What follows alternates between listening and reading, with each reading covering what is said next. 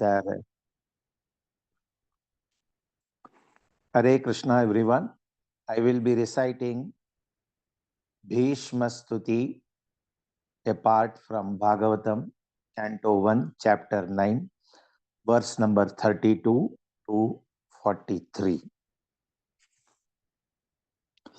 Om Namo Bhagavate Vasudevaya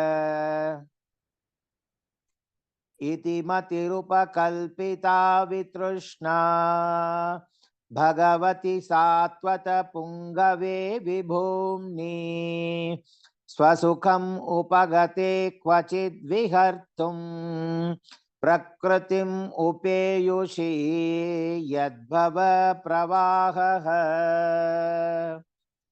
Tribhuvana Kamanam Tamala Varnam Ravikara Gauravara Ambaram Dadane Vapuralaka Kula Vrutananabjam Vijaya Sakhe Ratir Astume Navadya Yudhituraga Vidumra Vishwa Kachalulita Shramavaryula Yalankrutasye Mama Nishita Sharer Vividyamana Tvachi Vilasat Kavache Stu Krishna Atma Sapadi Saki Vacho Nishamya Madhye Nijaparayor Balayor Ratham Niveshya Sitavati Para Sainikayorakshna Kritavati Partha Sakhe Ratirmamastu Vyavahita Pratana Mukham Nirikshya Swajana Vadhat Vimukasya Dosha Buddhya Kumati Maharat Atma Vidyayaya Charanarati Paramasya Tasya Mestu Swanigamam Apahaya Mat Pratignyam Ritam Adhikartum Avapluto Rathastaha Dhrutarata Charano Yachalagduhu Haririvahantum Ibham Gatotariyaha Sita Vishika Hato Vishirna Damshaha Shataja Paripluta Atatayino me Prasabam Abhisasara Madvadhartam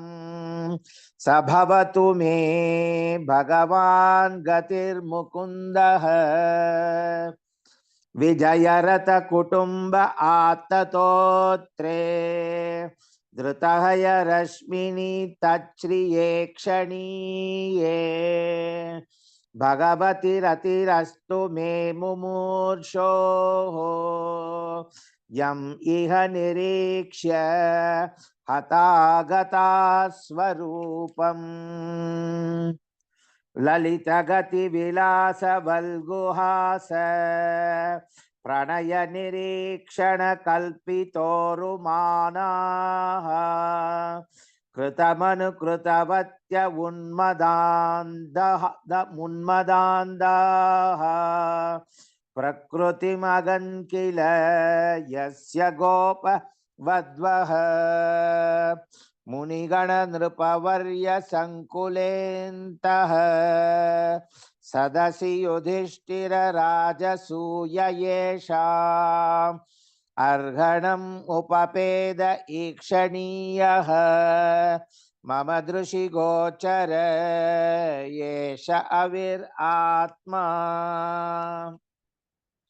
Tam imam aham ajam sharira bhajam Hridi hridi dishtitam atma kalpitanam Pratidrusham iva naikadarkam ekam समधिगतोऽस्मि विधूतभेदमोहः सुत उवाच कृष्ण एवं भगवती मनोवाग्दृष्टिवृत्तिभिः आत्मन्यात्मानमावेश्य सोऽन्तश्वास उपारमत् हरे कृष्णा कृष्ण कृष्ण हरे हरे हरे राम राम राम हरे हरे।